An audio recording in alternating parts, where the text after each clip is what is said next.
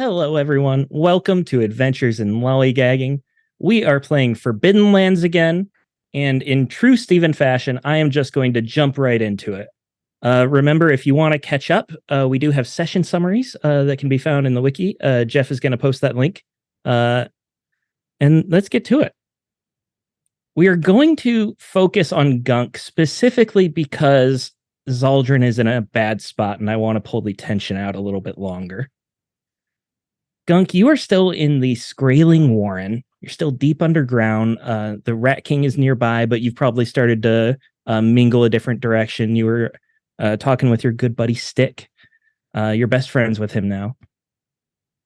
As you're wandering through this warren, there's a lot of activity. Skraeling are just constantly pushing past you. This warren is just bursting with Skraeling. It cannot hold as many Skraeling as are currently here. And you may not necessarily be feeling nostalgic, but it's definitely bringing back memories. You're remembering the last time you lived in a warren, what that was like. And as you're feeling this, you start to feel a tug at the very root of your soul. And at first you're thinking that this could just be wistful or nostalgia or any sort of emotion related to that. But as you focus on it more, you realize that the Earth Mother is calling to you. This is a feeling that you felt relatively few times in your life. So you start to realize it. You don't necessarily know what she wants, but you also have trained your entire life to look for her signs. When did that training start? When did you first encounter magic? Yes, it was not long before Gunk's Warren and Gotsum fled, leaving him alone and destitute before he met Bacho. The Earth Mother gave me sight. In the years following, if you recall, the encounter with the serpent creature in the deep tunnels below my warren, where we were told never to go. We did not listen even after that situation. I continued to explore, despite the Rat King's warnings. Tulip often came with me as well, my dear friend. Tulip, there were treasures there. There was lore. There was something else. I could sense it, that there was something else down there calling me. And once more, we made a very wonderful and terrible discovery. We found this ritual chamber. It was filled with old urns and half-broken statues.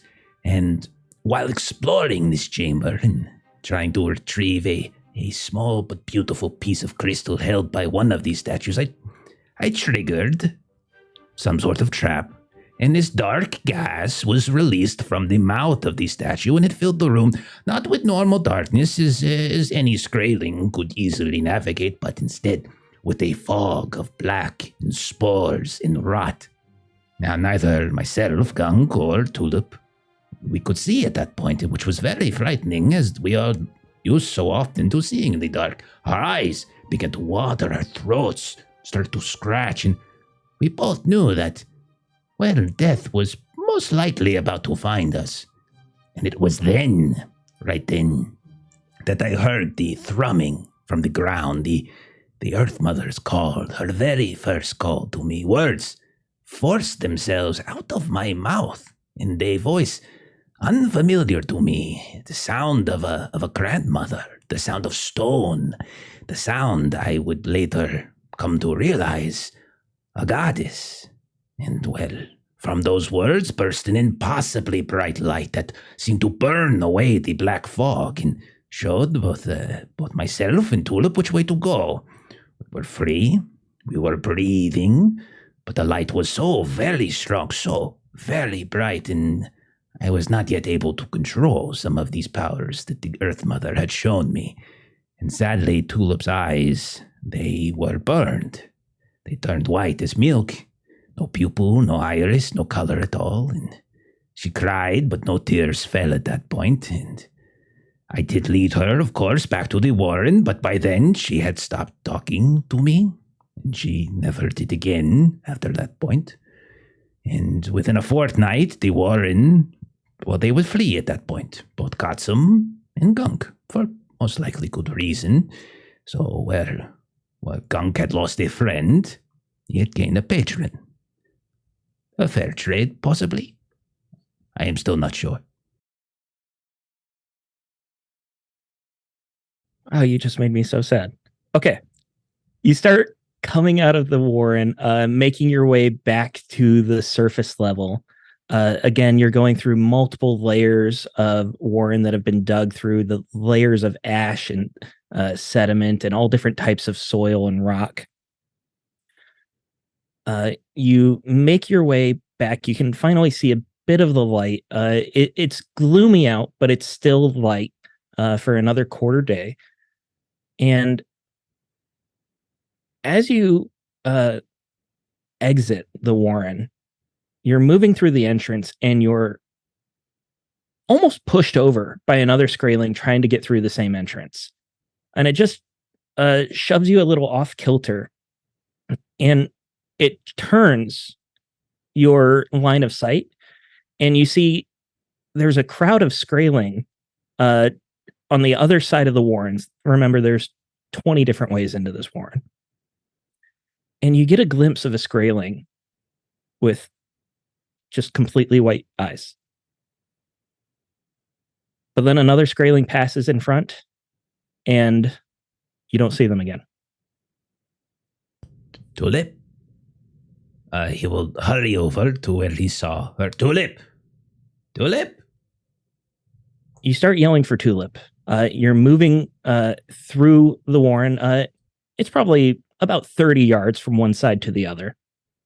And as you're moving, you're interrupted by a very sharp noise. You hear a flock of ravens above, and you look up, and you see that they are scattering in all directions. And as you well know, that is one of the darkest omens the Earth Mother can give you. Oh dear. Oh dear. Oh no, no, no, no, no, no, no, no. Is it directly over the warren? Would Gunk think it is an omen directly for himself, or would he think it might be directed towards the warren of Terran? With the feeling you had earlier, it would definitely be something that the Earth Mother is trying to speak to you. The location of it could mean the warren. It wasn't directly over the warren. If anything, it was closer to the actual town of Terran. Mm-hmm. It's hard to say. It takes multiple signs to really understand what the Earth Mother is telling you, but she's telling you something not good is happening. Gunk will seek out, if he can, near these where the ravens are scattering, find a bare patch of earth, dirt, mud, whatever he can, and he will start scraping into it, and trying to dig a small kind of hole or ditch. Before you even get to start digging, you go to where the ravens left, and you see that there is a massive carcass of a fish lying on the ground, and it's just torn apart. You can tell that the ravens were feasting on it. You look up and about and into the nearby tree line. You see a lone wolf walk back into the forest. Well, look at the fish. What kind of fish is it? Very large. Very. Is it? For you, common? It's very large. Sure. Probably 2.5, 3 feet long. Okay, ravens, but ravens would not have taken the fish out of the water. That is perhaps the wolf. And then he will very carefully try to go sneaking after the wolf at that point. Is this? You want me to mother the wolf? Do you want to follow the wolf? I will follow the wolf. Yes. And so Gunk will try to follow the wolf a little bit. And we're going to cut there as Gunk disappears into the shadow of the forest. And we're going to move to Zaldrin. Zaldrin, you are currently in a muddy alley. you are covered in muck and grime yourself from playing tug of war with several local children. They were grabbing one end of your spear and you were just throwing them in the mud. Everyone was having a good time until an elf child stepped up and thought that he was stronger than you and challenged you to a one-on-one tug of war. Needless to say, you soundly trounced him. He fell into the mud, immediately started wailing, drew a huge crowd. Despite the rain and the bad weather, there are quite a few elves and humans just watching you right now. The elf child stood up and ran away. He tripped again as he ran away. And another elf came forward. A taller elf with dark skin, short curly hair, and a very stern face. And he told you that that was Austin, the fourth son of Gideon Brennan, the king of Terran. And then after you had your exchange, you asked if the kid was okay. He told you that if that child is harmed, you will be hung. We're going to pick up right in that moment where this elf sees that the crowd is starting to turn against you a little bit. And he holds his arms up. I will handle this. Justice will be served. He looks at you directly in the eye, says, follow me. And without even waiting for a response, he starts to just walk away. What are you doing? Zaldrin is just going to kind of look off and just sigh. And then she's going to look around and just see if she can see Mirren or Bacho or Gunk anywhere.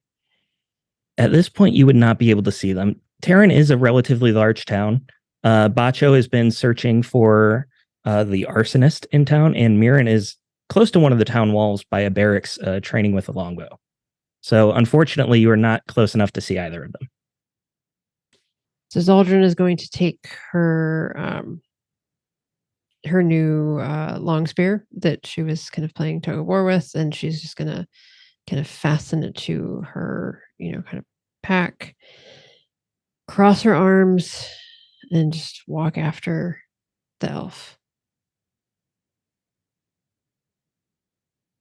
You walk for a few minutes. You can tell that you're heading to the richer part of town. Everything above ground is already immaculately kept, very well maintained, and the only people allowed to live up there are people who are wealthy, like the wealthier craftsmen, the elves, and people that provide a more valuable service. But as you're moving through this town, you realize that the houses are getting larger. The woodworking is finer. The wood planks that go through the center of the streets and alleys, those are getting wider, and there's space for more elves to travel across them. Is there still room for me to not walk on the wood? Yes, there's still mud on either sides.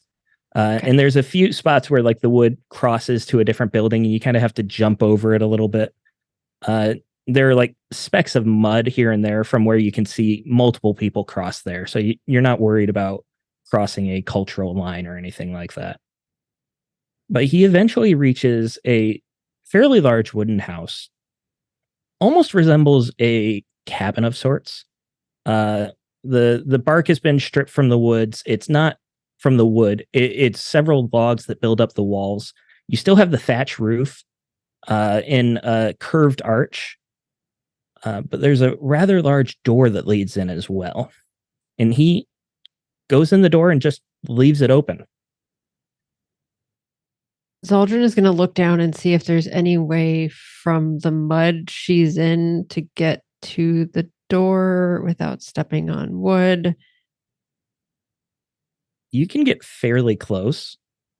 The wood plank goes directly up to the door, and you can see inside his house. He actually has wood flooring, which is extremely expensive.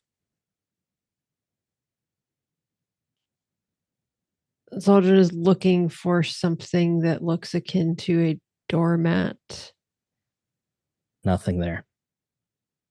Zaldrin is going to stand in the last inch of mud that there is, and she'll just stay put, arms folded. After a few moments, you hear an almost exasperated sigh from inside. I am your only advocate right now. Do not test me. Follow me. That's what I was looking for. Thank you. And so she's gonna, kind of do that thing when you kind of like scrape your boot against like the side of a sidewalk or something and just try to kind of like kick mud off a little bit. And then she'll follow in. You enter this large house and you're in a very spacious room. The fact that there is so much space also speaks to the wealth that they would just waste all this construction on open area that's not used for any practical purpose. There is a long dining table in the center of it and a fireplace on one side. And one of the walls just has racks and racks of hunting spears. And they look extremely polished in perfect condition. You being an expert in the spear, you would safely take a guess that they've never seen any sort of use whatsoever. You see the man is standing on the other side of the table, and he tells you, put the spear on the rack, take a seat. Will do. Do I take it this is your home? Yes. I Who see. are you? It's quite the collection. I am Zaldrin. I have a group of companions that I have been traveling with. Are your companions also orcs? Would it be a good thing or a bad thing if they were? I require the truth. As do I. Let me tell you a bit about your situation. You have assaulted the king's son. By now, that son has gone and ran to his father and told his father about how you tried to murder him. That would not be the truth. It does not matter. If you tell me the truth, I can help you. Understood. And so she'll describe her traveling companions, clarify that she is the only orc in the group, and will fill him in on the tug of war events of the morning.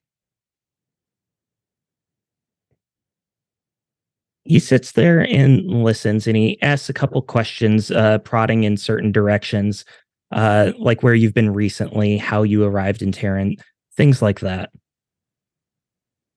And then finally, he gives you some information about himself. I am the Delaire Brynmore.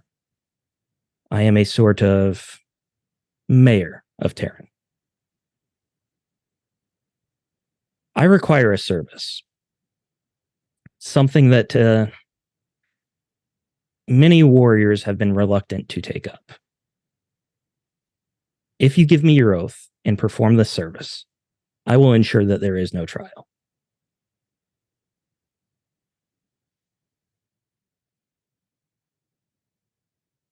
What is the state of your warriors that they have failed at this task? It is not that they have failed. It is a very dangerous task.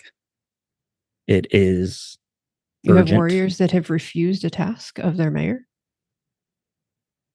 I do not command the town guard. It is a very urgent task. It is rather time sensitive. It requires traveling quite a distance.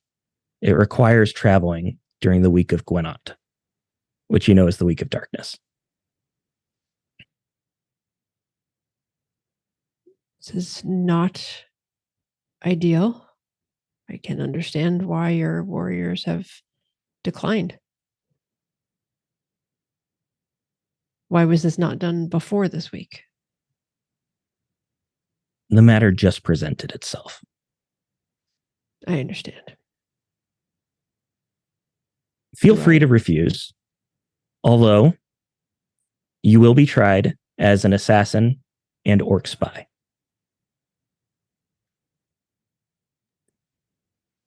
The Brennan himself will, of course, be your judge, and I believe he will favor on the side of his son.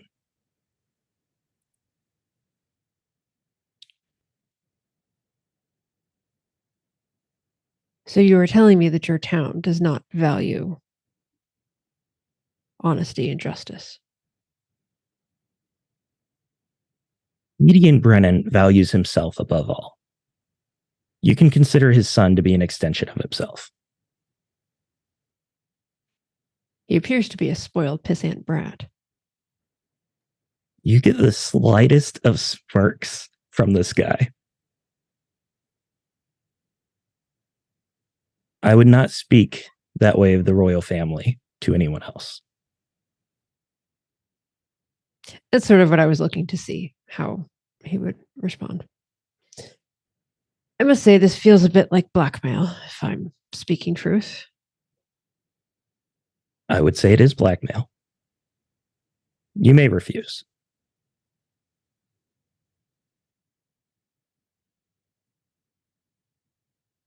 What would I be doing? I don't believe you actually told me that. In 2 days' time, you will meet Octa, Master of the Seabeard, and you will begin a sea voyage to your homeland, Oracoa. You will deliver a message that Octa has. You will ensure that it is delivered and that Octa arrives safely.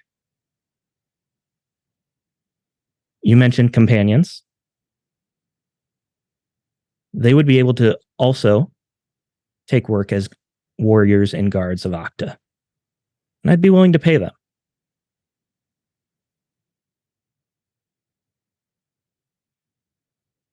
The departure is in 2 days?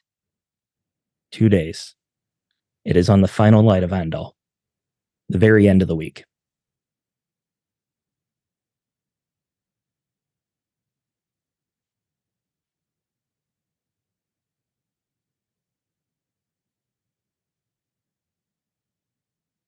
Would I be able to confer with my traveling companions before agreeing to this? No. I see. If you leave that door without giving me your oath, I will ensure that there is a trial.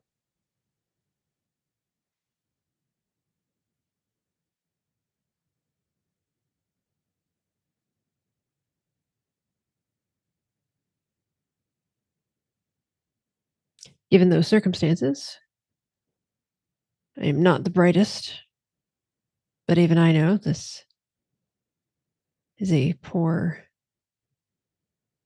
situation that I find myself in, that I do appear to be at your mercy. I would find it to be quite a fortunate situation for myself, as I'm not often given the services of an orc warrior. I have From your your oath. perspective, this seems like quite the boon for your day. Indeed, it has.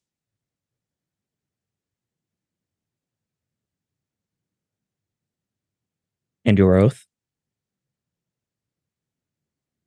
Given. Very well. Meet Octa with the Seabeard in 2 days. You may go. Zeldrin will gather her spear back from the wall. And she just wants to be just a little bit nosy on the way out. She's not rushing out. She's taking her time, putting her pack back on, just being nosy. What else might be visible in this space? Are you looking... What are you trying to figure out? It seems to be a very very wealthy space, the likes of which you probably haven't seen. Very fine woodworking on the floor and the walls. There are some fine tapestries hanging from the walls as well. There are 2 doors that lead to further back rooms. And as far as you can tell, it's a very well-maintained place, entirely clean inside, swept quite often. So what specifically are you looking for?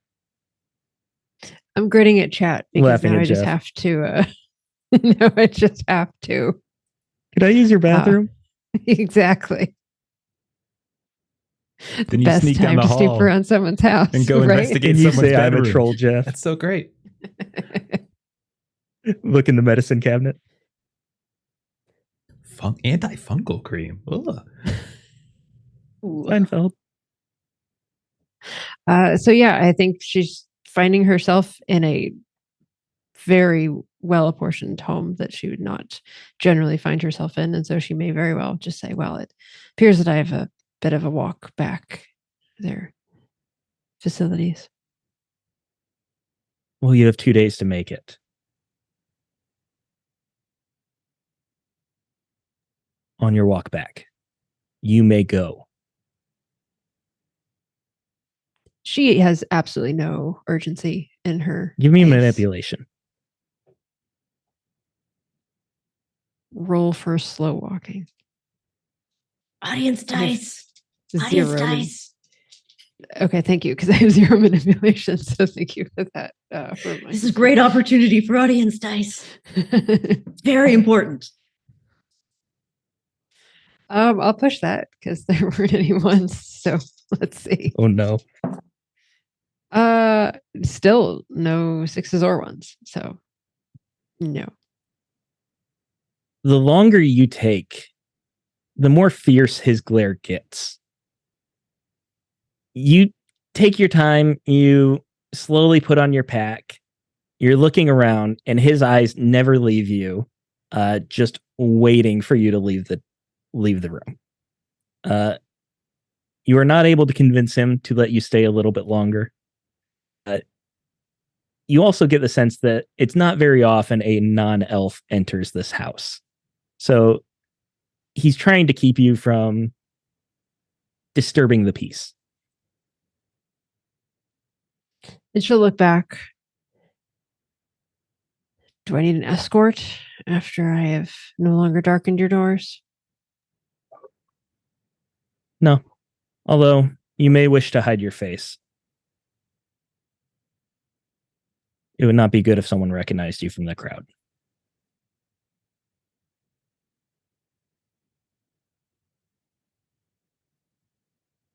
She does nothing to cover her face before leaving the door. But she will take a different path. So like she'll go out the door and like go a different way. Okay, yeah, sounds good. Let's cut to let's start with Bacho, but I wanted to ask, you did most of your scouting and tracking. Would it be fair to say that you're looking to regroup with the rest of the pack? Yes, Bacho is looking for his pack. At this point, Wofford is long gone as well. He mentioned something about meeting someone at the tavern in the Undertown. So, Bacho, you start wandering around and give me a scouting check. This isn't a huge deal. I'm just going to decide how long it takes you to find someone in your pack. All right, that's 5 wits and 2 on the scouting. 2 successes and a 1, so I'm not going to push it. Just the 2 successes. Okay. The easiest way for you to travel through this town, it's built in a large square with 4 quarters. So if you're not near one of the 2 main roads that dissect the town, it's easier to walk along the wall. And that's the path you start taking. You're sticking to the mud along the side of the walls. The planks here are rather thin and narrow. It seems like elves don't come here very often. And Mirren herself is not too far away at a barracks that's near one of these walls. Remember, these walls are just a wooden palisade that are built on top of the old stone walls. So you can see battlements here and there sticking out maybe a foot or two from the ground inside, and then the wooden palisade is just a bit past that. What do you do when you see Mirren? Little pack sister, how does your training go? Oh, I think the tall, hairless ones have done an adequate job. I can actually do, and she'll grab one arrow and shoot it and then quickly grab a second. I think I've actually got the trick of it now. Well done. The knife ears are good for something, at least. Yeah. I've got an idea of where we can track Cole, the Smith's construct, but we must find the rest of the pack and decide if this is what we wish to do. Do you know where Zaldrin or Gunk has gone to? Gunk, as far as I'm aware, is still down out with in the Warren, but Zaldrin wandered off some time ago. I don't know where she ended up. Perhaps we make our way back to the tavern where we're staying, and they'll show us eventually. Yes. But first we must stop by the Smith's. He was supposed to see if he can get us a pass to be up here overnight. That would be good if he actually wants anything done. All right. I'll follow your lead. So the two of you start making your way through these muddy streets. The rain is still coming down. It seems as if it's starting to pick up. You hear a bit of thunder coming in, telling you that there's going to be a storm soon. Over the noise, you also hear a voice calling out, piercing through the splatter of the rain, the steps in the mud. You hear, "Lift the veil. Do not be content with the pale facsimile of life that the so-called nobility and Kadaran would have you toil under. Throw off the yoke of the old gods. They care not for you and have blessed you with naught but pain." Bacha, whatever you do, just don't acknowledge and don't look at the person that's coming up and yelling, okay? Right, little pack sister. And Yeah. Bacho, with his one empathy, goes right up to the guy, if he can find him. Yeah, it's actually the same direction you were going. And there is a small crowd around this guy. Entirely human, dwarf, maybe a halfling or two. The elves are walking by on the planks, completely ignoring him. They almost seem oblivious to him, as if they can't even hear him, not a care in the world. The man is covered in tattered rags, wrapped around him. Some of them look like they used to be bandages, but they've been soaked in blood for so long that they've turned brown, and you see underneath these rags where there are openings, where you see his skin. He is severely burned. He has burn injuries almost over his entire body. When he turns to continue his sermonizing, you see that his face also is incredibly burned. Most of his hair is gone except for one long tuft that continues to grow. And he seems to be preaching a message almost heretical, telling people to stop worshiping the gods that they know and to lift the veil. He continues talking about a veil of some sorts. Burnt pigskin. What is this veil you speak of? The veil, it is what separates this fake life from the true life. You're right, Mirren. He's crazy. Yeah, just sometimes I hold a hand up like this and it works really well. Mm. And he'll continue sermonizing. Sometimes people like you just throw out a question. He always has some sort of cryptic answer to it. At some point, he mentioned something about a maiden and a priest being the gods to praise. Whatever it is, it seems like gibberish.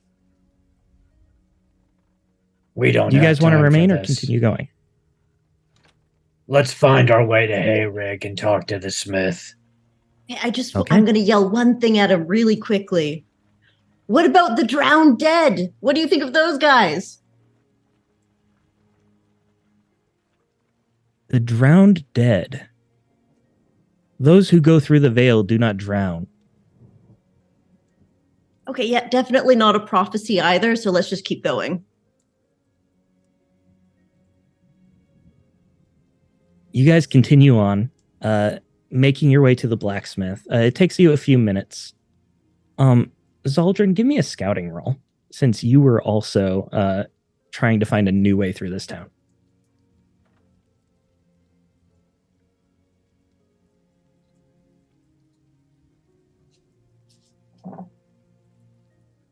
That's better. 1 success.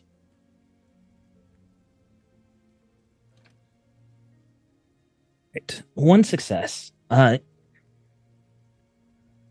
You go almost the more direct route towards the center street and start heading the general direction towards where you remember the blacksmith to be. You feel like if you get to the main street, you'll be able to find your bearings from there. As you're going a few minutes, you actually see on the other side of the muddy street Wolfkin and a halfling walking together. I believe the halfling is on his shoulders. Oh, yes. Mirren's feet did not need to touch the ground while I'm here. Much appreciated. Yeah, they're about 100 yards ahead of you right now, Zaldrin, but you can tell that they're headed towards the same general direction as the blacksmith. Zaldrin will pick up the pace. And when she gets close, Bacho. Zaldrin, it's good to see a member of the pack again. Have you seen Gunk? I believe he is still out in the Warren. I've had quite the eventful day. How about yourselves? I think I know where Cole, the arsonist, will strike next. Oh. Eventful day, though. That doesn't sound good. No. Is it important enough No, that it's we not. need to... Oh, okay. Should we go out of town to see if we can pick Gunk up from the Warren instead of waiting for him to come back? It's not that urgent. I don't want to tell the story twice. Okay. All right. So the three of you head to the blacksmith, and let's cut back to Gunk for a little bit. Thank you for waiting patiently, Jeff. I had to torture Melissa and blackmail her a little bit. No, I perfectly understand. Yes.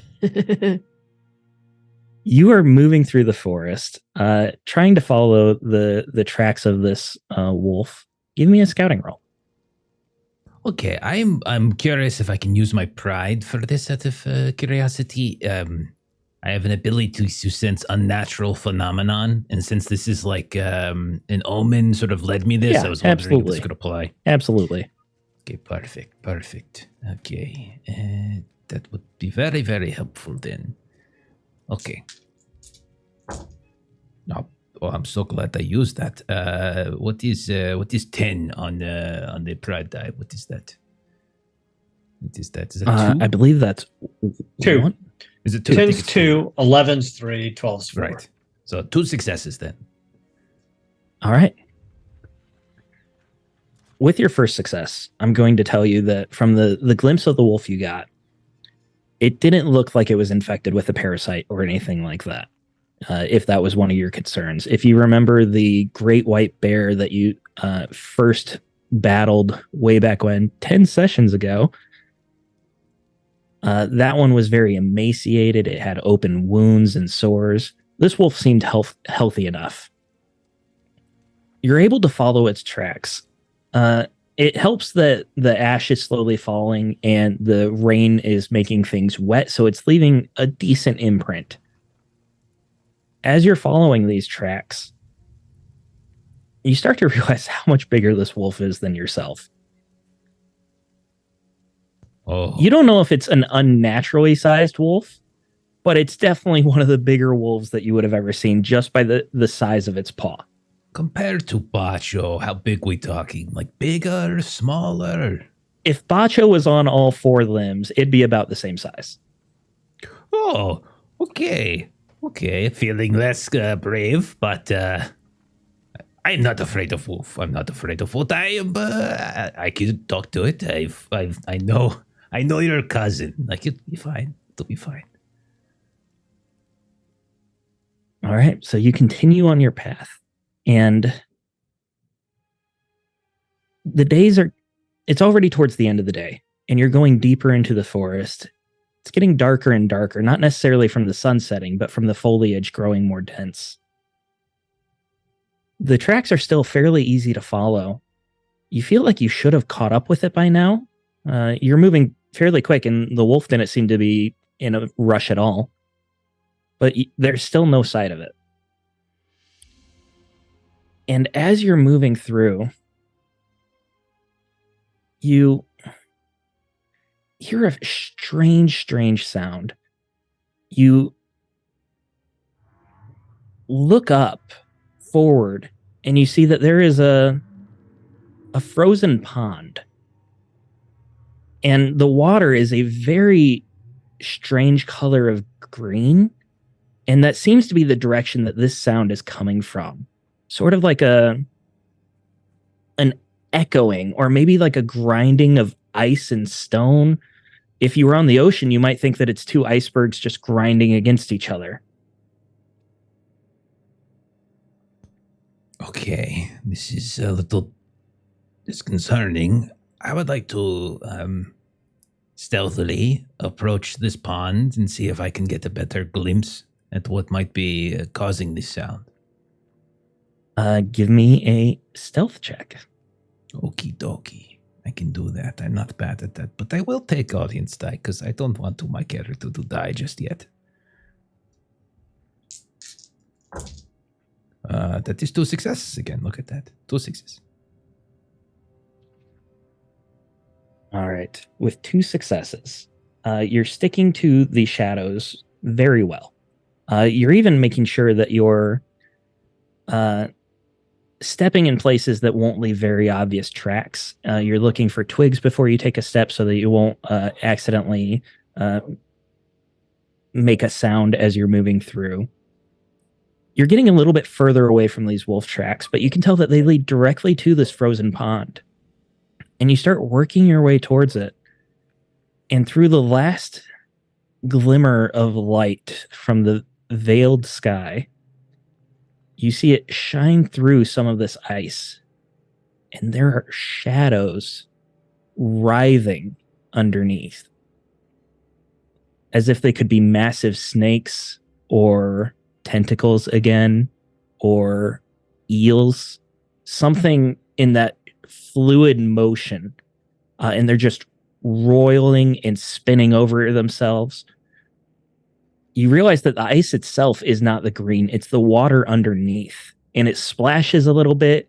You can see that there are like air pockets that open up as these things are so massive that they're moving the water, moving the ice a little bit. Do these remind me of the tentacles at the base of the tower that we searched, where I found the crown? You can give me a lore check if you'd like. I would very much enjoy giving you a lore check. Anytime you want me to roll lore, I'd be absolutely happy to. I'm so confident I'm not even going to take an audience die. I'm going to push. Oh no. Okay.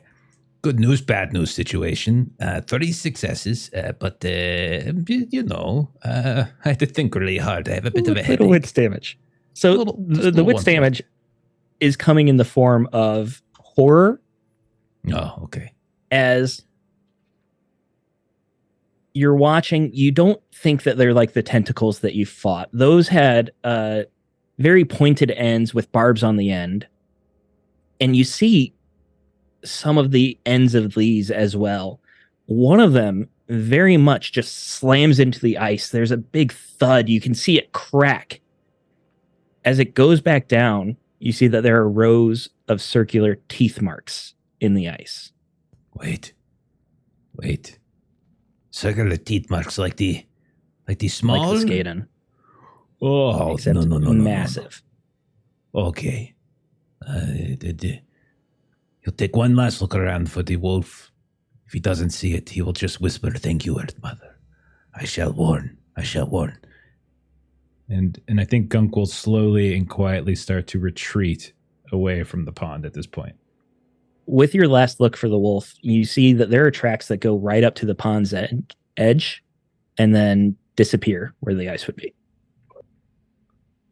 Is there anything I can see from a distance that might suggest this wolf was grabbed? With that lore, we can say that you're... Sorry, I got some wolves outside. We can say that you definitely feel that the wolf was a sign from the Earth Mother, guiding you this direction. Whether the significance of the type of animal it is remains to be decided. Okay. Because he is worried for multiple reasons for the wolf.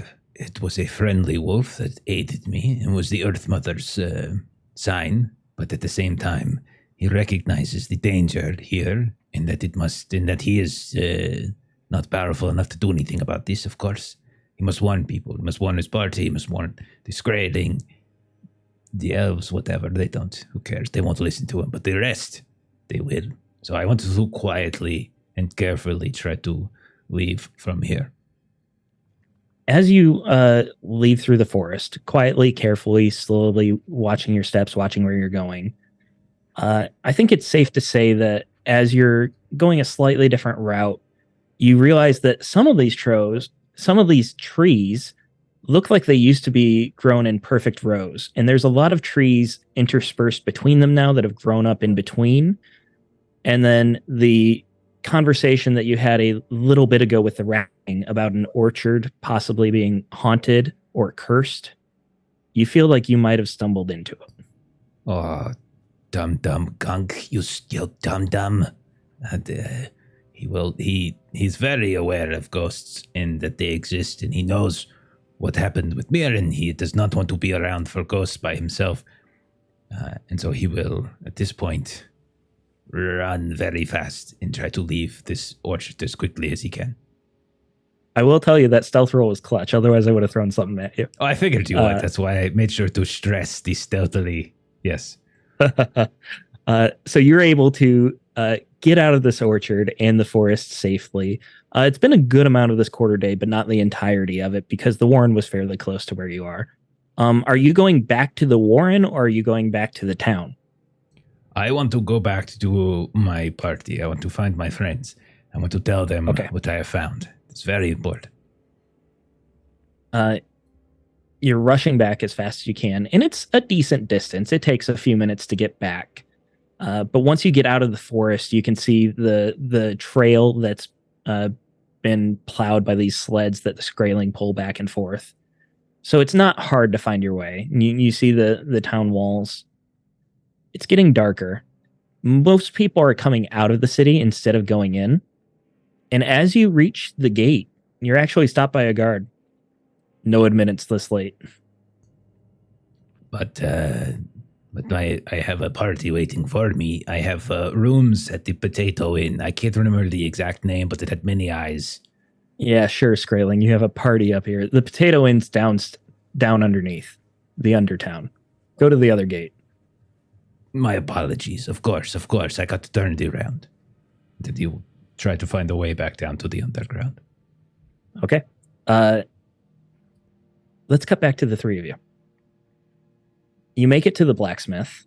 Hayrig will tell you that he was able to convince some of the guards that you are working for him and that you will be staying overnight.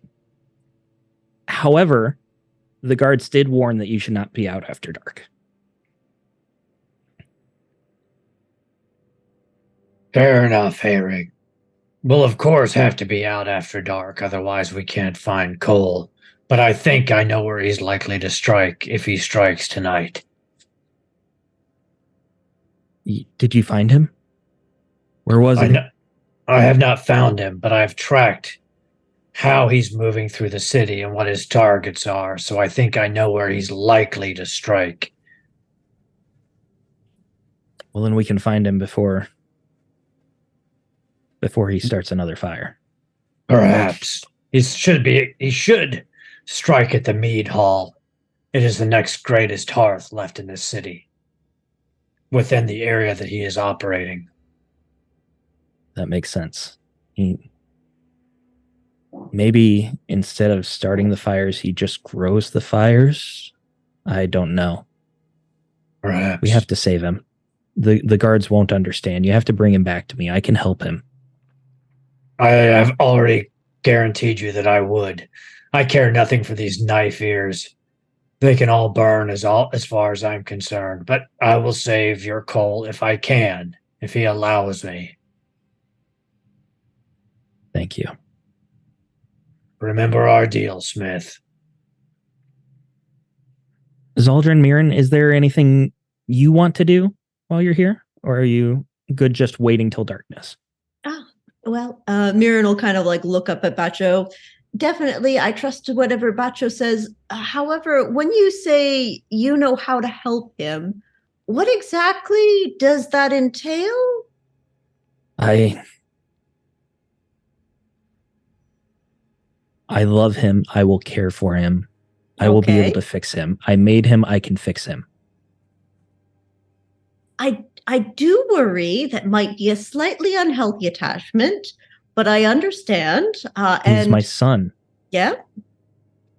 Of 3 days. Yeah. He kind of winces at that, but he doesn't want to argue with you. You can tell that he just wants help. We'll do our best, and we promise to try to help you. I worry, and you should think about how you're going to help him and what that actually means. I understand. I Personally, I think you should let him burn this whole damn town down. At least a few walkways, actually. I would vote with Bacho. A few walkways could be great. The loss of life would be catastrophic. They're knife ears. They're arrogant. They're weak. But fair enough. We'll save your coal. You'll pay us and we'll get out of your hair. Zaldrun will get his attention, but kind of lower her voice a bit and make sure that there isn't anyone around. Okay. You guys are waiting a while, so you'd definitely be able to find a moment for that. Okay. What are your thoughts on Goodian? And I forgot to write down the name of the mayor. Gideon and Brynmore. Brynmore. Okay. They're known not to like each other. There was a chance after Lannick fell that Brynmore would have become Brennan instead of Gideon. I do not know of their personal affairs. I supply them with weapons. I supply them with metalworking. I occasionally make fine jewelry, but they do not speak to me often. When they make deals, do they keep their word? I have never not had them pay.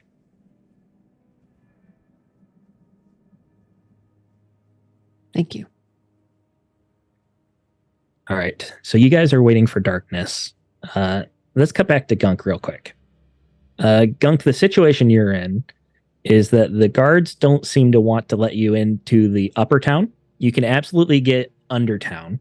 And you know that the only way from the undertown back up is through that stairway, that amphitheater that's been buried, which is also guarded. So you get to decide how you want to either try to talk your way past a guard or try to sneak in if you want to get to the above town. This is an interesting question. Bear in mind that these wooden palisades, you're a Skraeling, you have claws. Mhm. You could definitely attempt to climb. If you're caught, that could be bad for you, though. Right. I have telepathy, but I can plant an idea, but it's not so much like it's not like the Force where I can be like these are the gunks you are looking for. It doesn't really work that way. I'm just going through my spells to see if there's anything I could get out of this.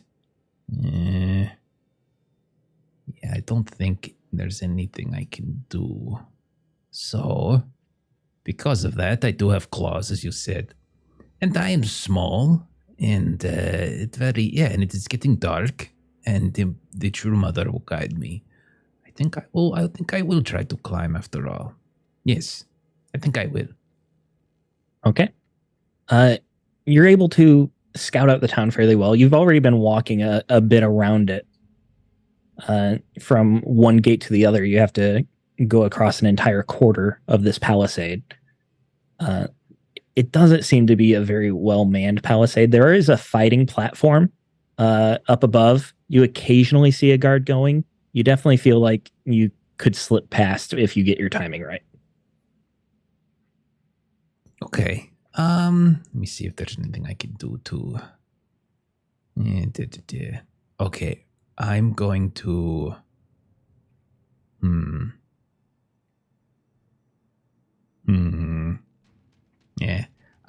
Yeah. I'm not going to do anything fancy with magic because that could go really bad if it goes bad. So I'm going to just try to stealth. Because the worst, try to be Okay. sneaky, try to time it right. And if I get in trouble, I get in trouble. Okay. All right. We're just going to do a straight up stealth check then. Okay. I am happy to do this. I am not Audience afraid of dice? stealth. Of course. Okay. Here we go. Come on, true mother. That is not a good roll. That is no successes. I will push. Oh no. Okay. 2 successes. But, also, I think I stubbed my toe as I'm racking up willpower right now. You got a headache and a stubbed toe. Oh, that's not You're good. very rattled by what you saw. It is However, true. you still feel the Earth Mother calling to you in a way. And you do your best to time it right. There are minutes between these guards after you spend some time watching where one guard passes and you feel like you've got at least 3 or 4 minutes before someone looks that direction again. You start climbing up and you feel another tug at the very root of your soul, the Earth Mother, just pulling you down a little bit. And at first you kind of fight it, but then you realize this is the Earth Mother helping you. And you start to duck back down as another guard just slowly crosses across the palisade. This one seems to be moving a bit more with a purpose. After watching a little bit, you're right on the edge of this wall. If anyone was walking around this corner of the palisade, they would absolutely see you. But it's not a very well-traveled part of the town. You obviously picked the place where the fewest people would be. And you see that the 2 guards talk to each other, and it sounds like they're joking with each other. And then the first guard turns to leave. Apparently, it was changing of the shift. And with that, you have a bit of anxiety. You're a little bit shaky because of how closely you were as you got caught. And you slip over the palisade, and one of the spiked wooden timbers just kind of slices you a little bit as you go.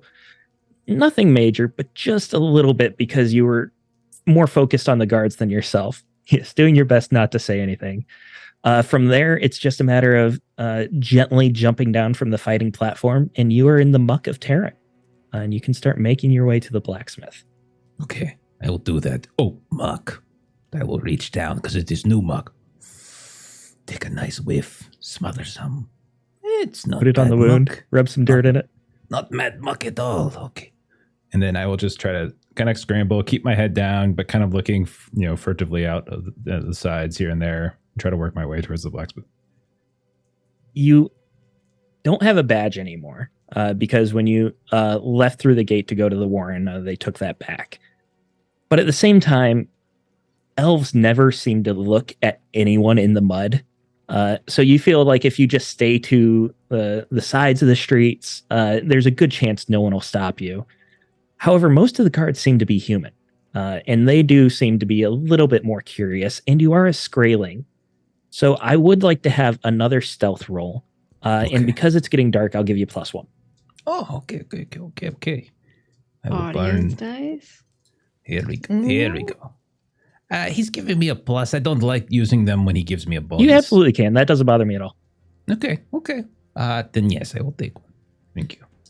We would like to not have another one of us in legal trouble tonight. Kidding. I am an all-powerful sorcerer, necromancer, rat king thingy. They This can't is hurt not the me. gunk you're looking for. And it's... Okay. I should probably reroll that. As I got literally no sixes or gosh. ones. I mean, you need the willpower for spells. Okay. I stubbed my toe again, but also 2 6s again. What is going on? Okay, so you managed to make your way through the town. There are points like I described with Zaldrin where you have to jump over wooden planks to continue going the direction you need to go. And maybe you did stub your toe jumping across one of those, and it kind of tripped you a little bit. You catch yourself, you keep going. It's a little bit harder for you to make that jump than a normal sized orc that like these planks were designed for. But you managed to make it to the blacksmith. You enter the door and you see the 4 of them in there, seemingly just biding their time. And when I come in, I'm going to immediately like scream in pain. As like I'm bleeding from various parts. Oh, I've had a very bad don't. afternoon. Mirren will run over.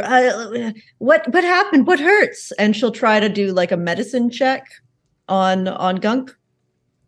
I believe you can't heal someone unless they actually take an injury.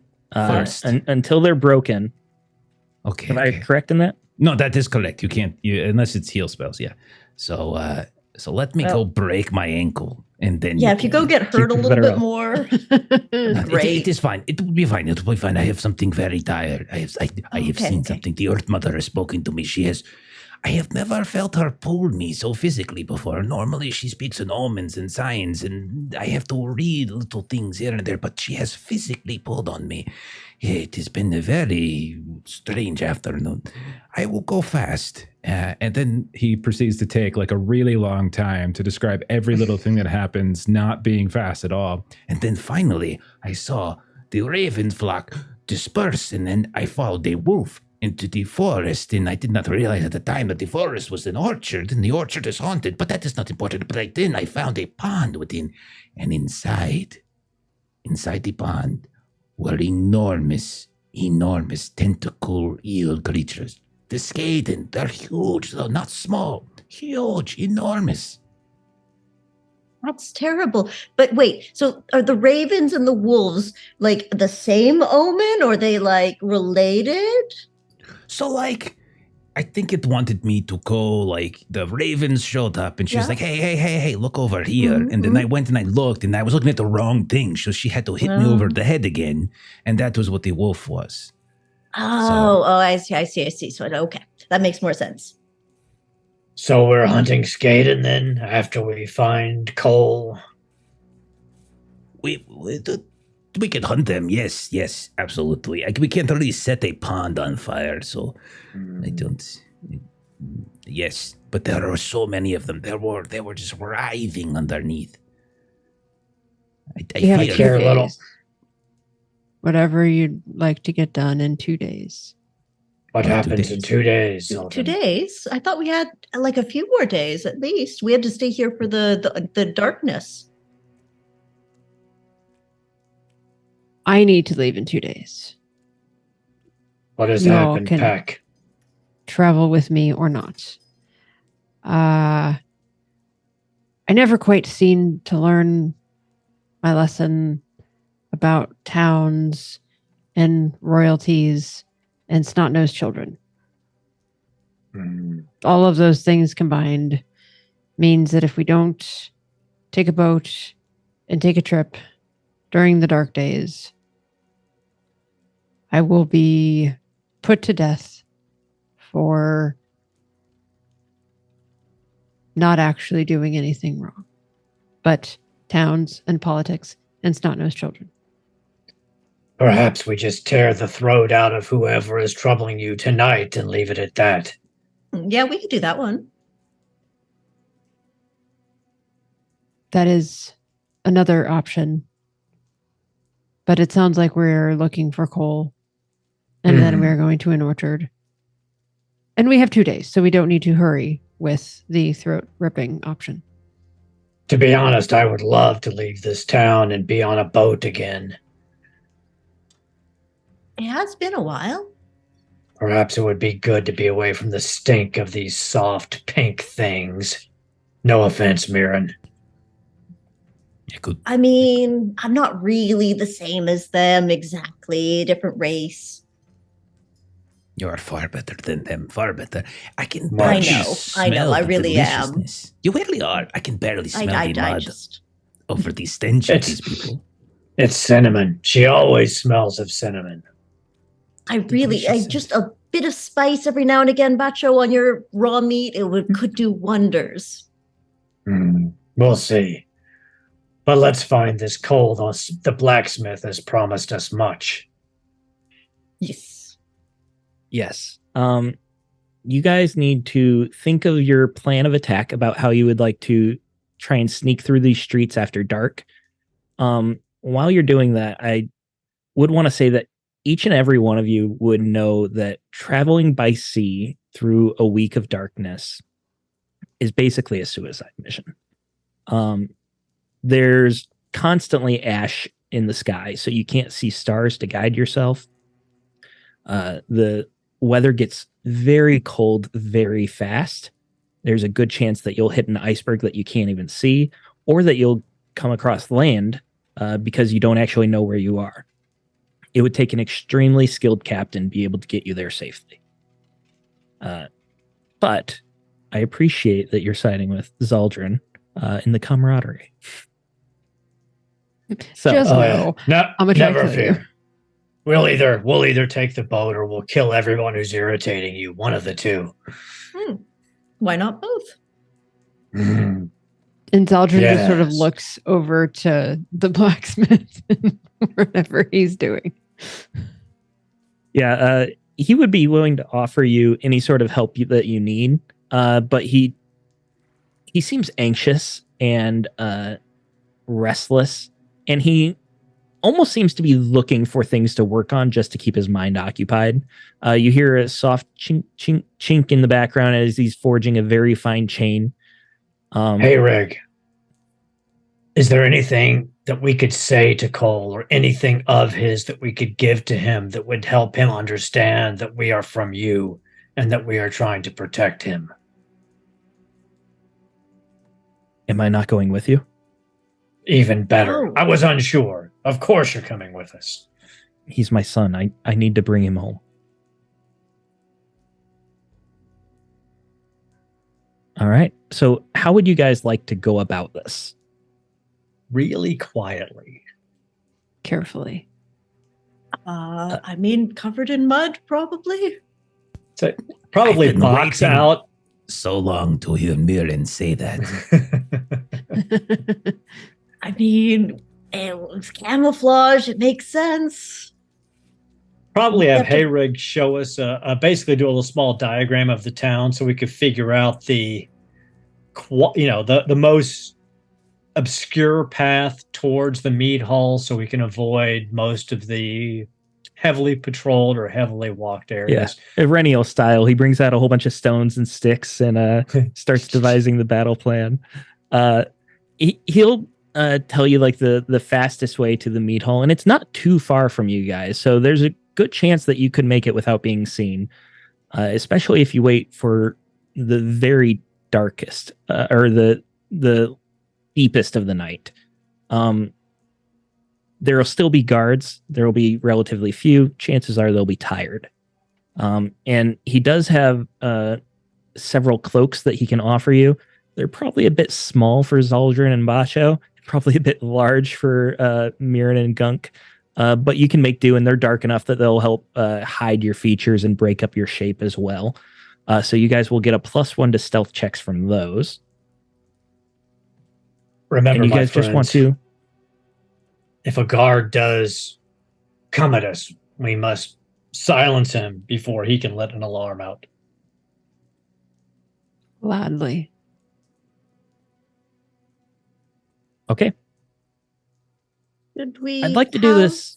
Oh, sorry. Yep. Go ahead. Should we just have Gunk lead us because he can see in the dark, where we have a little bit of trouble with that again? I can do this, yes. Okay. I'd like to do this as a sort of pseudo skill challenge. See how that works in Forbidden Lands. Each of you can choose like what type of action or the direction that you're planning on taking. Not direction, but like how you're trying to assist in getting there efficiently. And we'll factor up the successes here. And the +1 for the cloaks, that'll apply to everything here. Gunk, you can see in the dark, so I'd give you a +1 for that as well. Excellent. I think So Bacha would probably. Oh, sorry. Go ahead. Well, I was going to say if he is going to be leading the way, I think scouting probably makes sense for Gunk since he's going to be looking as much as he is trying to be quiet. Would Okay. that be okay?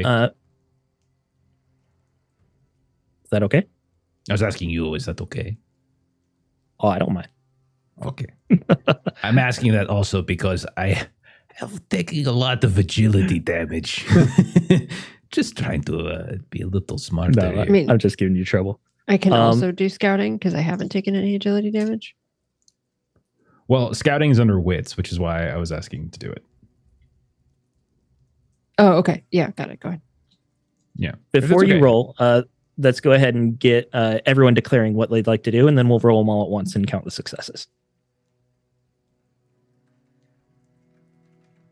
A move check, maybe. Okay. Does that- And Kind of piggyback off of kind of the scouting, and then especially if I might have Mirren on my shoulders. if you're flavoring it that way, where you're moving by helping her move as well, absolutely. Let's go with that. Bacha will just do a straight up stealth roll. It's not his strength, but it makes sense. And it kind of makes sense that you are one of the ones that would stick out the most Mhm. with your shape. So Yeah, you doing that's what I stealth was would be thinking. best. Mirren, how about you? I was also going to suggest stealth, but I can grab survival. Just trying to like cloak us with mud and other things that would naturally appear in the environment. If you're trying to cloak yourself, I would say that's stealth too. And it'd be okay if you both roll stealth. Okay. So let's roll. Audience dice all around. Yes, Audience please. dice if you need it. I do. We are looking for 5 successes here. Well, there's 3 of them. I just had a Alright. crazy good roll.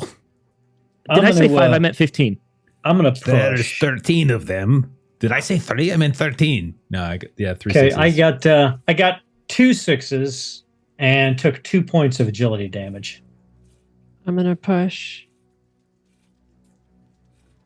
I'm just going to hold the 1 success. I'm not going to push this time. Holy crap! Shouldn't have pushed. Oh, no, wait, hold on. Sorry, I forget that there's 2 different kinds of dice. So just the one agility. Just attribute. Yeah. Yeah, just the one. I rolled 3 runs Melissa, I'm not altogether. even used to you saying crap. No It still sounds successes. like a cuss word coming from you. Sorry. I saw the roll and thought, oh Yeah. I gosh, apologize. that's It's fine. really All stream bad. it's F this, mother effing that. It's really Person like a sailor. it's pretty rough here actually. No so how'd you do, successes. No successes. So No we got successes at all, and I took an agility damage. 3 from Gunk, 2 from Bacho, you said? 2 from And then Bacha. 1 from Mirren. That is 6. So you guys just barely made it. You're moving through these alleys, and there are a couple times where you have close calls. It's difficult to see. There's no moonlight coming down through the ashy sky to light your way. So you're basically using the light that comes from the cracks in a doorway or a shuttered window. It's all you have to go by. However, that also works in your favor, is that it's hard for people to see you.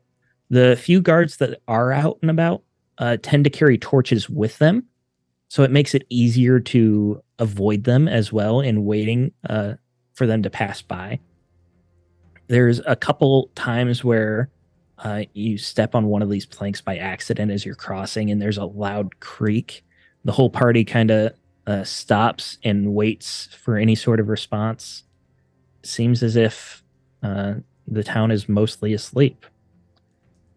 And with that, you guys are able to make it to this mead hall. This mead hall seems to be fairly empty from the outside. You don't hear any noise coming from it. There is a warmth emanating from it. You know that there would be a rather large hearth right down the middle of it. And you don't hear any sorts of feasting or no one's having dinner in there. There's no noise coming from inside whatsoever. What would you guys like to do? Mirren just wants to hold a hand up to the door just to see how warm it is right now. It's warm. It doesn't feel like there's a huge fire like about to burst out, but it definitely feels warmer than it should. I think you're right, Bacho. This doesn't feel great already. Well, let us get in. Hayrig, you must speak with your son. And remember, less unhealthy, more what also he would like. What do you mean? He's my son. Of course he wants to come home. Listen to him as well sometimes. All right, so you go through these doors. They're double doors, and trying to stay stealthy, you just creak one open and just slide in. You don't really have the luxury of poking your head in because so much light pours out into this alley, illuminating you all. So you just have to get in as quickly as you can and close the door behind you.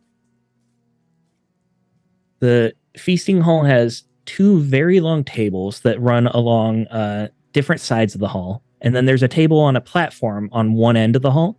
The other end of the hall has several doors that appear to lead to smaller rooms. In between these two long tables is a massive hearth that is burning at a much stronger rate than it should. The fire, normally it's like coals and a few bits of crackling fire. It's almost reaching the ceiling right now. And you can't see any source of real fuel that is causing it to go higher. But those flames are just massive. And you feel like your skin is already baking just from being in this room. And Yes. You know magic, right? What about fire magic? Right. I was going to ask, do I sense anything magical about this? you this absolutely do. Well,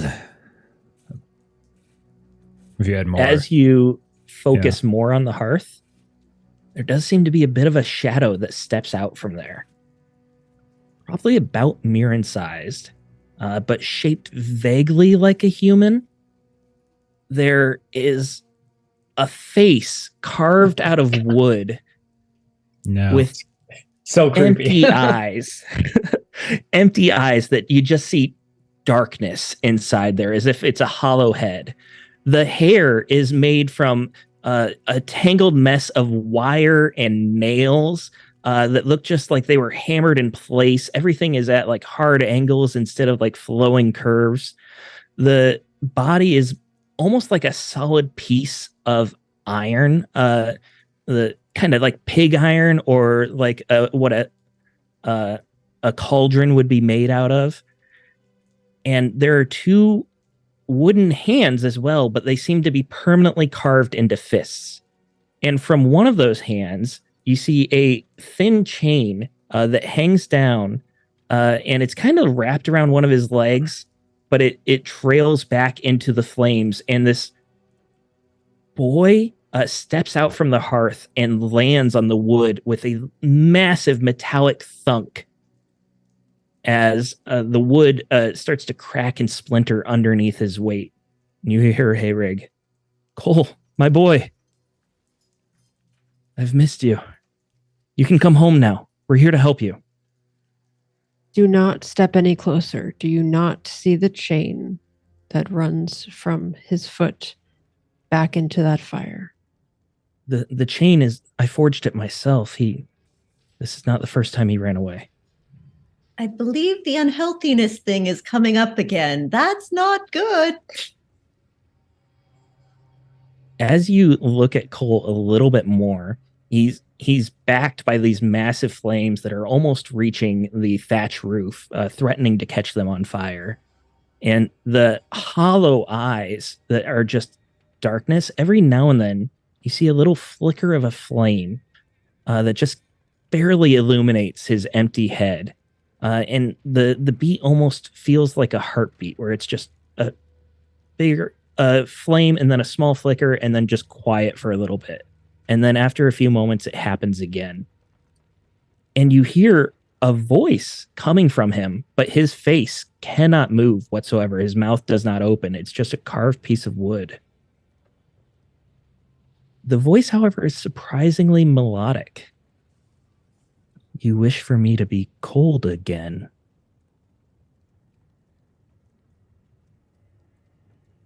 Hi. Your designation or your name is Cole, but you associate it with cold. Are you just wanting to be in a furnace all the time? Fire is life. I create life. You are dead. I will make you alive. No, Actually, oh, yep, gotcha, go for it. no. You can return with your father to his forge. You can burn this whole town down. I don't care. We were paid to find you. Also, different people have different temperatures. What you like is a very hot temperature, but that doesn't mean I am dead. I know what dead looks like. It follows me around all the time. Hayrig becomes extremely upset with Bacho's comments. "You're supposed to help me return him. Your job's right. not done. He needs to come back. All right, let's get him. Cole, come back with me." And he starts moving towards the boy. Bacho, And hold the the fire creepy seems to blacksmith. get a little bit bigger with every step Hayrig takes. You see the sweat is just dripping down the dwarf's skin. What are you guys doing? Bacho, hold the creepy blacksmith for a hot second, please. Aha. If he wants to die, it's his turn. It's his time. Go to your son if that's what you wish, Hayrig. Zaldrun him will if look you at can. Mirren.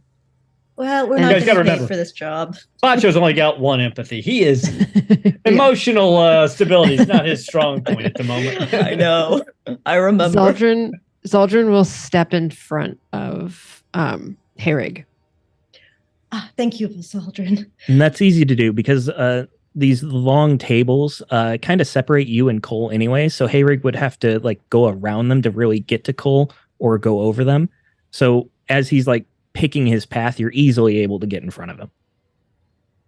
Appreciated. Zaldrun, just like keep him away because, again, This is my healthy boy. rela- Nope. We need to bring him back. I can help him. Listen to him. And Mirren will like hold up a hand to Zaldrun to like just hold on a hot second here. Hold him there, and she'll kind of like edge around the table a little bit so she can see Cole, and if he enhances the heat as she gets closer. Give me a manipulation. This will reflect what you've been saying and your body language as you move towards him. Okay, 1 second here.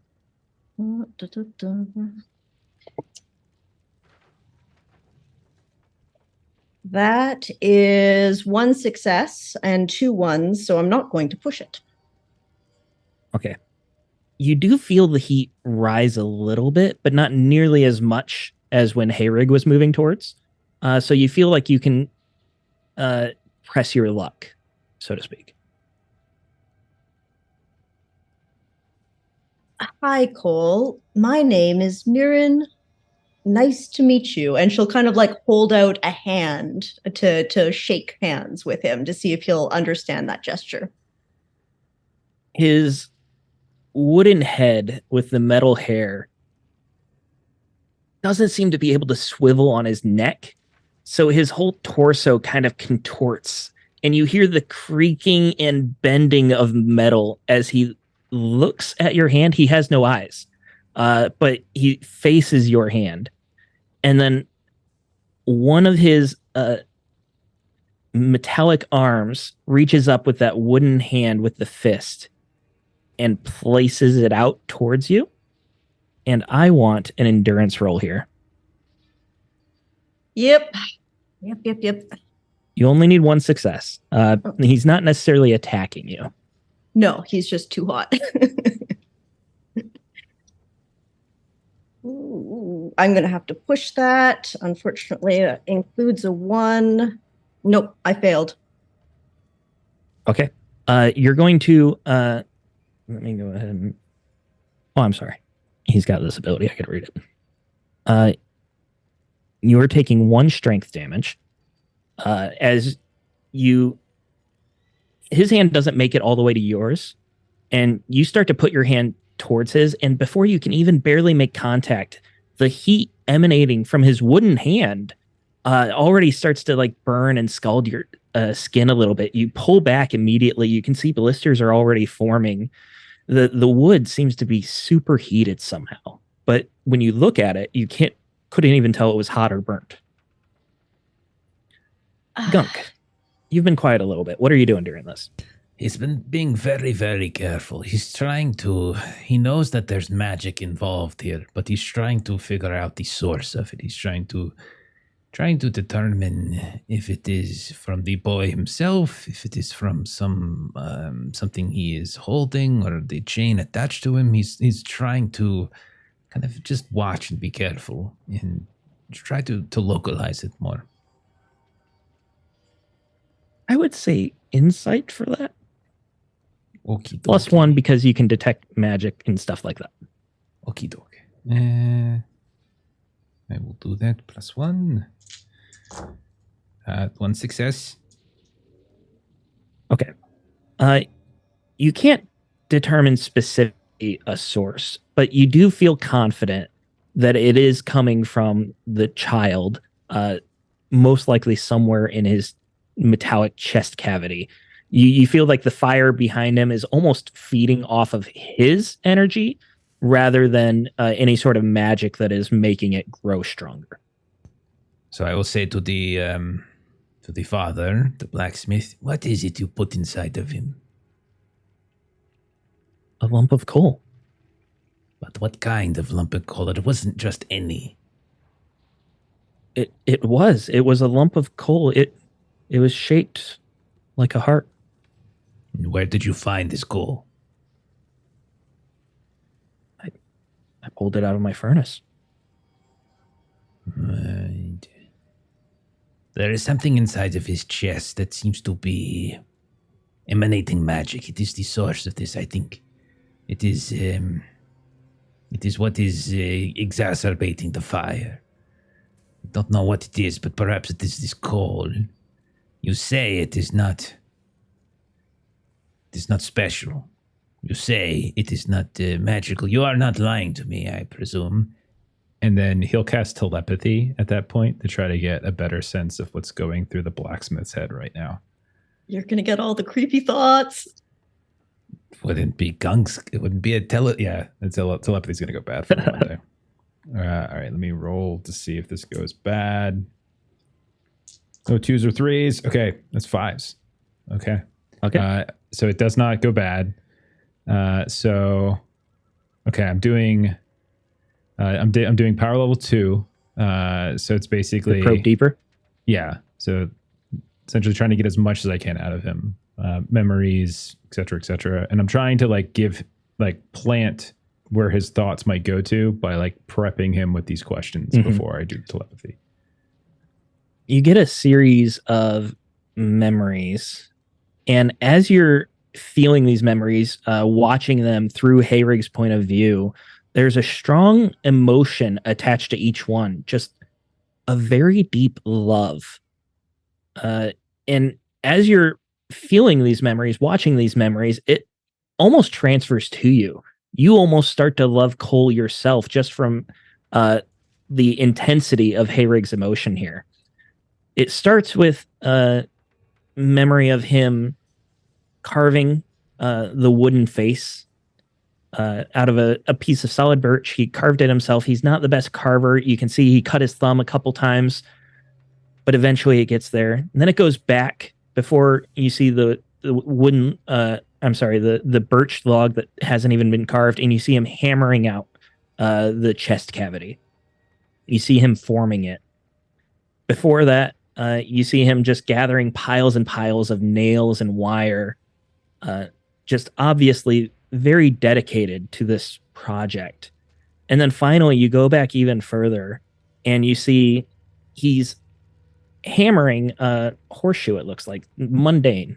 And he goes back to his furnace, and he drops the horseshoe and grabs his tongs, and he looks in there, and he pulls out a coal that is shaped like a biological heart. Not heart-shaped as in like the emoji, but it looks like it has the veins and the valves, and it's red hot as he pulls it out. It starts to cool very rapidly, though. He sets it on the anvil and he just watches it for a bit. You are hiding something. This was not just any old lump of coal. I've seen it. It does not look like any old. It was heart-shaped. It looked real. What did you know that? I don't know where because it came I from. am a powerful necromancer and sorcerer. I shall not have my patience tried any longer by the likes of you. I have had a very long day, and I will not put myself nor my friends here in any further danger. Out with it now if you want your boy to live. I honestly don't know. It was in my furnace one day. I was working and I found it. I don't know where it came from. And with your telepathy, you would feel like he's telling the truth. Just showed up in there. Did you wish for anything? Did you speak with anyone beforehand? I've always wanted a son. And who knows of this? Where did you go and wish this? There are many strange arcane places in this world. Places that we do not fully understand, and the likes of you with your simple mind and your simple emotions might trigger something far more powerful than you can control. I don't know.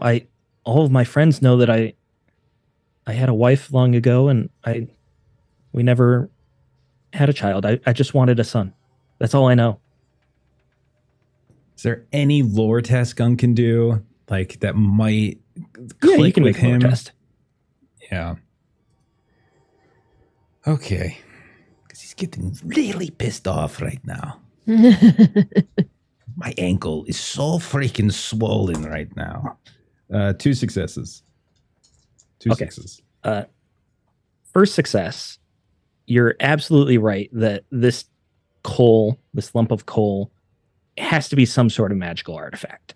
And the fact that it would be placed in that furnace, it's impossible that it would just happen. It wouldn't spring up. You're absolutely right about that. Second success. You know that this type of coal could be misused for many types of purposes. And the fact that this little construct is starting fires, it could be that this was its purpose, that this coal was created to burn things, and the blacksmith was an unwitting pawn in it. skunk will say to everyone, he has taken a magical artifact of some kind. The heart in the boy's chest. It is what causes the fire. Some fool he is, but he is not a vicious one or a villain. Someone has played him for the fool that he is. They have baited him into making this creature, and in doing so, causing this havoc.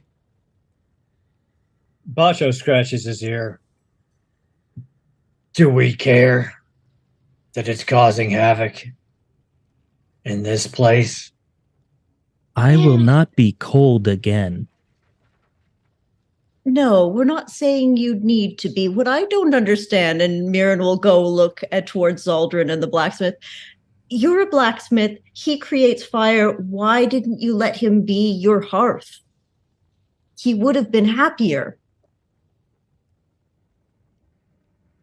I have a hearth. He's my son.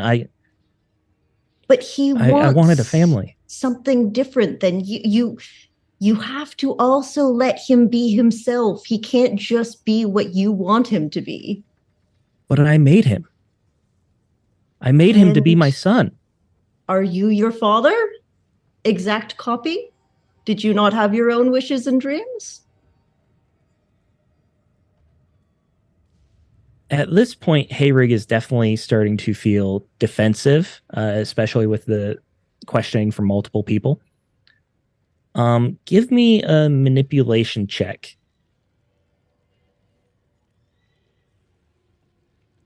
I'm going to say -1 too. Well, this is going on. Bacho would actually not really approach Cole, but he would squat down so he's looking more eye to eye at Cole. And he would just ask Cole, do you want to go back to the forge and live with your father in his forge? Or do you want to stay here where you'll eventually be caught and destroyed by the knife ears? I create life. I will create more life.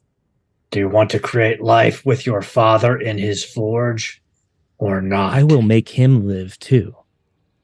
That's I will not my make you problem. live. I don't want that. See, okay, I won How'd you one roll? success.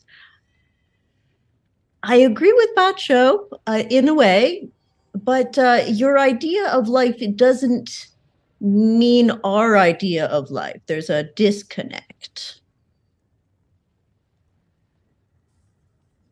Silence from him. Hayrig, on the other hand, says, I understand now he cannot stay in the town. I will take him away. I will find a way to make him happy.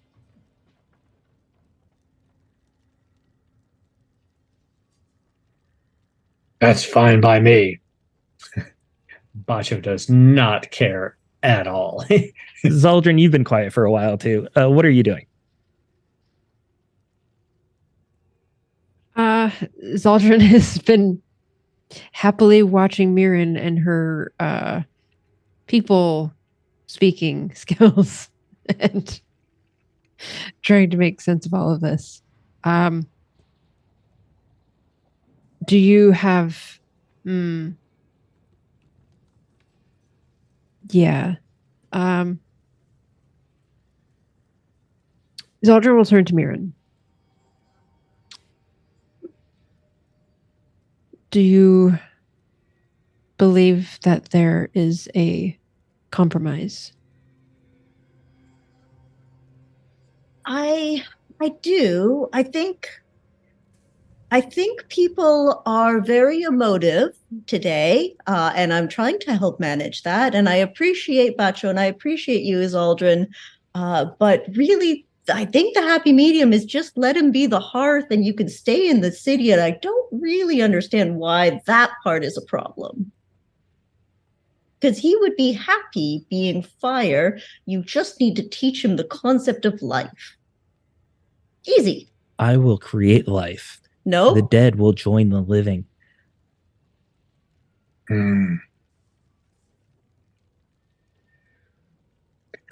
Bacho turns to the rest of the pack and quietly says, This thing is clearly crazy and plans on killing everything in this town. I suggest we're not here when it happens. All right, let's Zaldrun will zoom out a turn little to- bit here. I'm sorry. Go ahead, Zaldrun. Zaldrun would turn to Hayrig and say,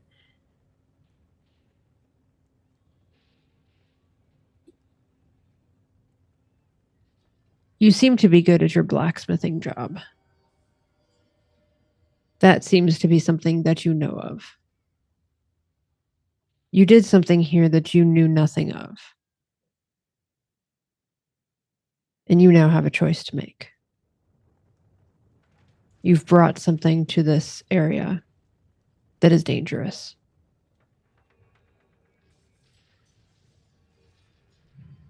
Removing it from this area will keep folks safe. Your peril is in your own hands." I will take him away. I'll keep him safe. I'll keep Taryn safe. I'll take him away. Let's zoom Good out a little luck. bit here. This construct is obviously not aggressive. It's not going to start attacking you. It would have started doing that right now. Hayrig is desperate for your help, but if you want to leave him, that's fine. What do you guys want to do? How do you want to try and resolve this situation? Or just walk Mirren away? Would like one last shot with Cole. And she wants to kind of like lean in. When I was a young girl, my grandparents raised me and they taught me a lot of stories. And I want, Cole, to give you a new story. Your story right now lacks understanding. And I think, so here, memorize this tale and maybe it will help you.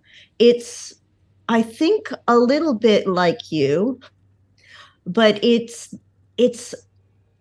a little dark. And there was, and she'll lean in and she'll say, there was a crooked man and he walked a crooked mile. He found a crooked sixpence against a crooked stile. He bought a crooked cat, which caught a crooked mouse, and they all lived together in a little crooked house. And you could live with your father in a crooked house. Not normal as we understand it, but this could be your story instead. Give me one final manipulation here. If the rest of you want to assist her, now's your time.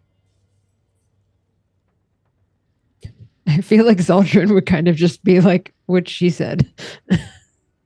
Yeah, Bacho has got, I've got no skill in any of this, and he is completely ambivalent. He just wants to resolve it. Gunk kind of wants the heart, but he's gonna not. I know interfere you with want the Mirren. heart. I really With that do. lore check, you do feel like that heart could be something. I really want it, but I'm not going to interfere with Mirren's attempts here. Well, if Audience I fail, dice? I would like an audience dice, yes, please. If nothing else. Mirren, I'm warning you. If you take some damage here, something will happen. If I take damage at all? If you push and take a damage, something will happen. Uh-oh. All right, there we go. Shit, I have to push. But I am also going to take damage because I rolled a 1, which means I do not get to re-roll that. So here we go. All right, so I have 2 6s and 2 1s. I am taking 2 empathy damage in this one case. Okay. How much empathy do you have left? I have a total of 4, so I have 2 left. Down to 2. Okay. His face doesn't change. You cannot read him whatsoever. But that melodic voice comes out. I will go with my father, and I will make him live too. And then that darkness in his head, the empty void, you see the flickering kind of flares up in the eyes. You see the fire in both empty slots, and then it dies out almost entirely. You don't see the heartbeat anymore. He's not moving whatsoever. He seems to be dead. But then you hear a voice. Mirren, I've missed you. This is Isla. your friend. Mirren does not turn around. Arms start to creak and move, and they bend more than they ever did, fluidly almost. You still hear the sound of the metal, and it almost seems like it's going in to hug you. The hands are still carved into the fists, still the black eyes. Mirren, how long has it been? What happened? I haven't seen you since. We're taken Since I by the died. things that looked like reavers and wore their skin. You aren't here. You aren't here. You aren't here. You aren't I'm here. right in You can't front of be here. you. Give me a No. hug. I've missed you. No. And it you moves aren't in to hug. here. What are you doing? Mirren is like to the rest of the party. You can see that Mirren is made this plea to Cole and then seems to freeze almost. And you've probably seen this before at a fountain or two. And then she's like starting to curl in on herself. And she's like not moving and not talking unless she's probably saying the mantra is "you're not here" over and over and over again. Okay. Do we hear this this construct- voice coming out of Cole? Yes. This construct is definitely moving towards Mirren. It's not moving fast, and it doesn't feel aggressive. Gunk, you're closer to the blacksmith, I'd say, is where it seemed like you were. So Yeah. you're probably the furthest. Zaldrin and Bacho, you were all moving towards this construct. Mirren is frozen, and the construct looks like it's going to grab her. If it has that same heat it had, and it grabs her, that could potentially be deadly. Bacho will That would break. punt the construct back into the hearth. All right, give me a might, let's say. You're not using a weapon. You're just trying to Nope. kick it as Yep. far as you can, right? Yep. Just Might. trying to get it out. I will take one audience dice. Okay. 3 successes. I won't push it. 3 successes. Unless I need to push it. No, you don't. This thing's heavy. You knew it would be heavy. You saw the tracks. You saw it crack the wood beams as it jumped down. You kick it, and it feels like you're kicking a boulder. But the strength in your legs pushes through, and it gives way, and it flies back into the hearth. You hear a rattle after the metallic ringing of the metal on the stone hearth. There's a rattle inside. Something is shaking around. The fire in the hearth begins to die a little bit, but then it roars back to life. And you hear the same voice of Isla. Mirren, you're letting them kill me again. You're letting the Reavers take me. Here, you're not here. You're not here. You're not here. You can't be here. Since The Bacho's right next to Mirren, he just folds her into his furry arms and has his back to the hearth so she can be huddled into his chest. She'll Hey, Rig. grab the front of his fur chest. Hayrig calls out and starts pushing past Gunk to go to Cole. You're supposed to help me, not hurt him. When he touches me, though, can I cast a spell? Absolutely. So he's doing this sort of to try to help him, but he recognized, Gunk is helping. So as he reaches out and grabs me, I'm also going to grab him, and I will cast a spell. As he will suddenly, my hand will go will kind of glow with this sort of icy, like muddy look to it, and his arm or whatever I can grab of him will also begin to just in stark contrast to the room, just like frostburn, basically, just this intense cold. As I'm going to cast Chill of the Grave on him, and so I'm going to, I'm going to upcast. Oh, this is dangerous. Right. I'm telling you, this guy's a commoner too. He's not gonna. It won't take fine. much to take him out. It's fine. Okay. So I'm cool. No craziness happens. So he's going to take, the victim becomes cold. immediately suffering 1 point of damage to both strength and wits as a result. And then he continues to suffer 1 point of damage to these attributes each round until the total amount of damage equals the power level 3. And yeah, that's it. So I'm like, You fool! Stay! Do not go further. You will die, and you will get others killed with you. You said that's how much wits damage total? it's going to be 1 each round. So 1 right Until now 3. immediately. And then he'll keep getting another in strength too. Strength and wits. And strength. Okay. Yeah. He immediately folds and almost like withers. He reaches away, wrenches his arm away, and you see the cold burn. What have you done? You're supposed to help me. I What? am helping And you, he you starts fool. to just cry and shake, and he starts to like scramble back towards Cole, but moving so much slower now. Like he's got to try and get over the table and everything. He's not going to get there anytime soon. So what did we see with this construct when it got kicked back into the fire? got Like I know kicked we back. heard kind of the And change. Do we see you any heard the damage rattle. to it? It didn't seem to take any damage, no. And it stayed put for a good amount of time with just Isla calling out for Mirren, "Don't let the Reavers kill me again." And then the construct starts to like sit back up, and it seems a little lighter, a little more delicate featured.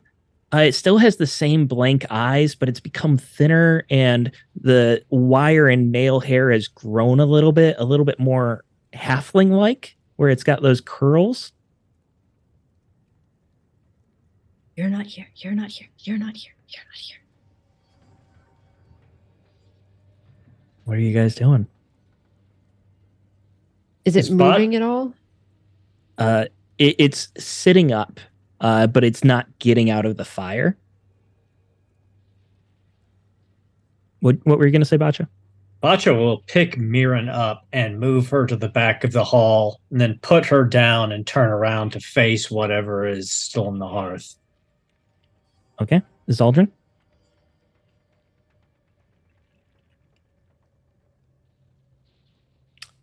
All right.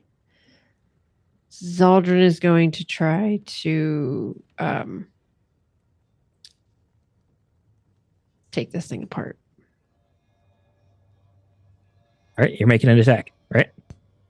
Yes. I will let you call get... out, by the way, and just Yep. be like, Rip out its heart. I will let you get- try. one free attack here, and we'll be going into initiative.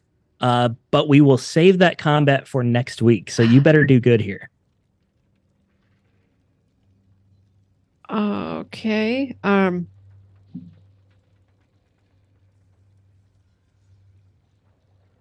So would this just be a might? This is an attack roll. If you're trying to like jab at it with your spear, that's what you're planning on, right? I was. Oh, I'm sorry. Describe your action. That might have been the smart thing to do, but what I was going to try to do is actually, kind of do what Gunk said, and just try to kind of either reach Oh. in and grab the heart, or just Okay. like take it apart. Okay, I'm gonna want checks then. One for might, and then one for Sure. endurance to deal with the heat. All right, I'm taking an audience dice. Doing the thing that will look cool. I'm not sure that it's going to go well. No, it will look badass. No, do that's it. not going Nope. to go well. So one. Is this the might or the attribute. endurance? This is the might. Okay. I probably should have rolled it the other way. So I'm going to take at least one strength. I'm going to re-roll the other ones.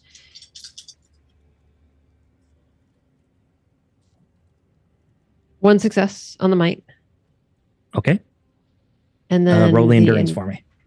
Endurance. Okay, so let me take this up here. So now I'm down to 2 strength, and I don't actually have endurance, so I'm going to take like 3 total dice.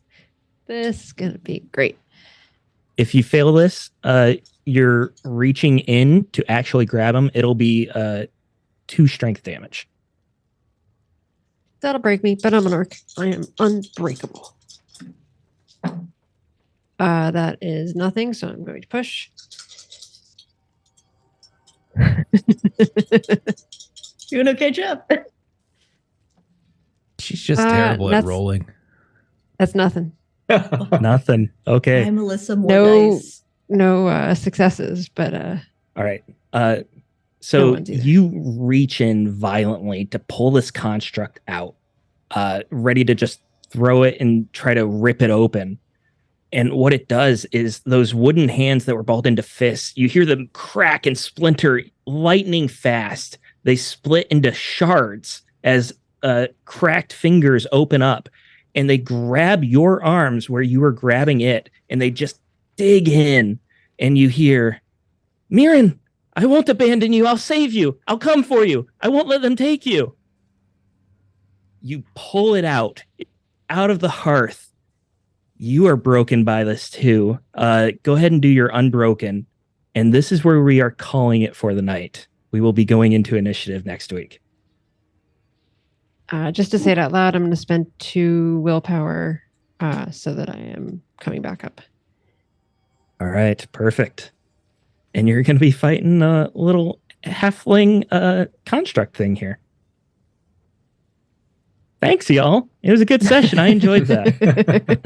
Good game. Good game. Somehow, I don't think we're going to get the cool weapons and equipment out of the smith now. I mean, we can get him from once he dies. From Whatever he's already had forged.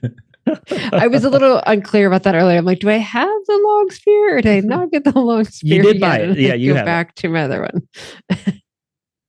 All right, let's do some shout outs. Aaron, what do you got going on at Garblag? Let's see. It looks like starting back on Wednesdays at 1 p.m. Pacific Standard Time, we'll be returning to the Sea of Claws, Warhammer Fantasy Roleplay 4th Edition, some piratical adventures. Then on Thursday, Ben, at the same time, will be running some more Modifius 2D20 Dune, Season 3 of Siege Abicat. We could see some exciting things there. And then Thursday night, I believe we will be starting at 7 p.m. Pacific Standard Time with Garblag North America, some Edge of Empire, Star Wars, set in the era of the Mandalorian. So that'll be great. And the next Tuesday at 1 p.m. Pacific Standard Time, Millie will be back with her long-running Free League Coriolis campaign. All right. And Melissa, what do we got going on at Lollygagging? Sorry, I was not at all prepared. So Friday, we're kidding. going to You don't be have to if you don't want to. back to Blade Runner. On Saturday, we're back to One Ring. Next week, we are back to Call of Cthulhu, Horror on the Orient Express. And then next Tuesday, we are back here.